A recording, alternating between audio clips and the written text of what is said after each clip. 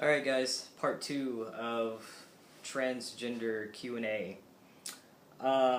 What's the biggest false stereotype about trans people? That we're not people, I think is the big one. I think a lot of cisgender people look at us as freaks of nature and whatnot, that sort of thing. And we're not. I mentioned in my last video about the bathroom laws that they're trying to pass. They're trying to discriminate against trans people in which bathroom that they can use. They have to use the bathroom of the gender that they were born. Well, if I walk into a women's restroom, there's going to be a whole lot of beating me with a purse is probably what's going to happen.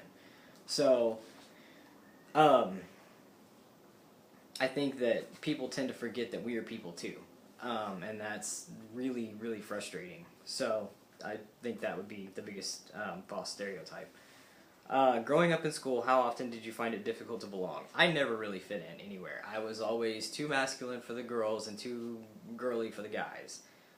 So I was fortunate enough in my middle school years to find a group of outcasts.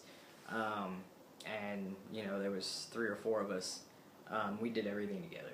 And so had it not been for them, I would have had it really, really, really rough. A lot rougher than I actually had it. So, how did you start expressing your gender identity? I like this question too, because I feel like it gives anybody who's watching these videos somewhere to start. The very first thing I did was I started growing out, or cutting my hair. I had really long shoulder-length hair. And I started gradually cutting it. As my level of comfort increased, I would go shorter. So that's the first thing I did. And then once I started making my own money and doing my own thing, then I started incorporating men's clothing into it and refusing. I've never really accepted girls' clothes ever. Any kind of compromise that I could come up with, that's what I was going to do. So it was really, really hard for me to find clothes because when I was in high school or middle school, everybody wanted, you know, all the girls wanted the flare leg jeans, and yeah, no, not my thing at all. The closest thing to a flare that you're going to get me in is a boot cut. So that was how fun that was for me. What pronouns do trans people prefer? It depends on the person. Most transgender men prefer male pronouns. Most transgender women prefer female pronouns. There are some who are considered gender fluid or gender neutral, gender queer. They tend to prefer they, them, their kind of pronouns rather than male or female. So, why do you feel like you were born in the wrong body? This is another good question. I just do, is the really sad answer. I've never really felt comfortable in my own skin, ever. I remember being little and looking at myself in the mirror just as deep into my own eyes as I could and trying to convince myself that I was my birth name. Like, that's who I was. And it never stuck. It never felt right. The only time I ever felt right was when people were not calling me by my birth name. So whether it was a nickname or my preferred name or whatever the case may be, and I always felt more of one of the guys than, you know, hanging out with the girls. I never went and did the hair thing. I never went and did the nail thing and the makeup, and I was never into any of that ever.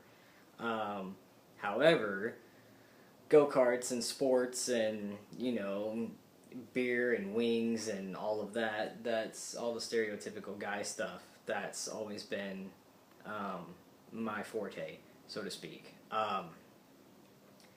Let me disclaimer that. I'm not saying that girls have to like that stuff or that guys have to like that stuff.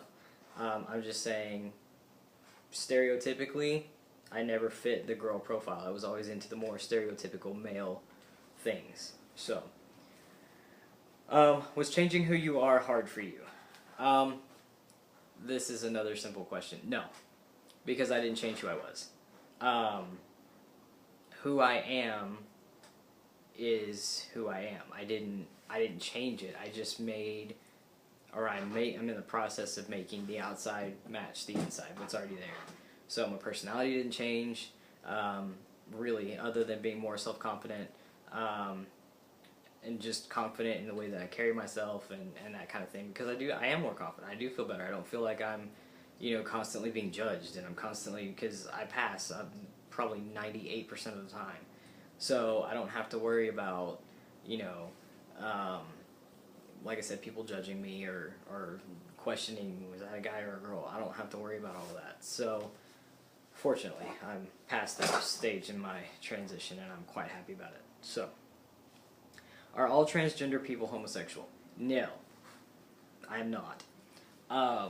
I am madly in love with my wife-to-be, and she's equally as in love with me. So, not all trans people are gay, not all trans people are straight.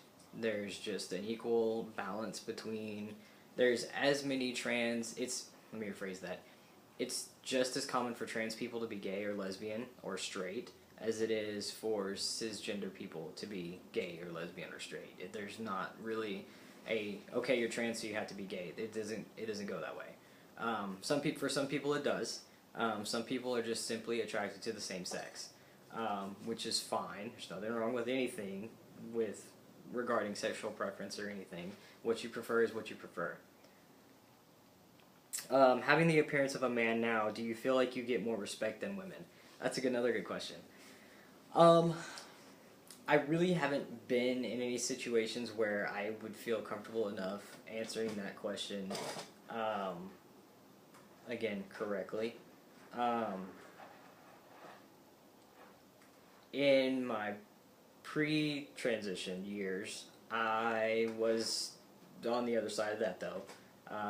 When I was working for one of the big electronics retailers, I had a customer tell me that he didn't want to deal with me because I wasn't a man. So I've been on the other side of it, but as of right now, at this point in my transition, I haven't been on the other side of that coin. So, what is the best way for me as a parent to teach my children about transgender people? This is my all-time favorite question, because our kids need to know, and I think that's the big thing. I think that's why being trans is so taboo right now, because nobody in previous generations has they either don't have any experience with it, or they don't have any knowledge around it, and they don't have any education around it. So for parents that are in this generation that are making an effort to teach their kids about transgender people, y'all are awesome. Like, straight up, almost hero level. Just because there needs to be more information about transgender people. We're not the big bad scary wolves that everybody seems to think we are. So my advice would be to just be honest with your kids. Tell them that, explain it like you would if you were explaining gay and lesbian people. Some people fall in love with, some girls fall in love with girls, some guys fall in love with guys. Some boys are born girls and some girls are born boys. It really just, it's as simple as that. And I see on Tumblr and on Facebook all the time of these instances of, these parents or relatives of these kids telling them that their relative or their whatever is gay, lesbian, or trans, and the kid's like, oh, okay, can I have a cookie? Like, they don't care. People are so, I feel like they use children as a shield, in order to prevent themselves from having to learn anything different than what they've been taught. I don't want to see gays and lesbians and trans people on TV because I don't want to have to explain that to my kids, or I don't want my kids to see that. I don't want, I feel like people use their kids as a crutch almost in order to, like I said, keep from gaining any kind of education or anything pertaining to that. They don't want to change. So like I said, the best way to tell and teach your kids about transgender people is just that. We're just people. You know, like I said, some boys are born girls and some girls are born boys. It just, you know, it's part of life. It doesn't make them any different. It doesn't make them any scarier. It doesn't make them any more anything than just people. They're just people, just like the rest of us. And last one for this video, before we roll into part 3. What is the difference between transgender and intersex? That's a medical question, for sure, that I think a lot of researchers and scientists and doctors are still trying to figure out. Me, personally, the syndrome that I have is an intersex syndrome, but there are transgender people that don't have any medical reasoning for being trans that we know of yet. I'm sure they are researching different reasons and methods and what have you of why trans people exist, or why transgender is a thing. But as of right now, some transgender people are intersect, like sexed, yes, like I am. But then again, some people are just transgender and we don't know why. That's not to say there's not a medical reasoning for them being transgender. It's just saying that as of right now, we don't know why some people are just trans. So that is it for this video, and we will roll into number 3 in a few minutes.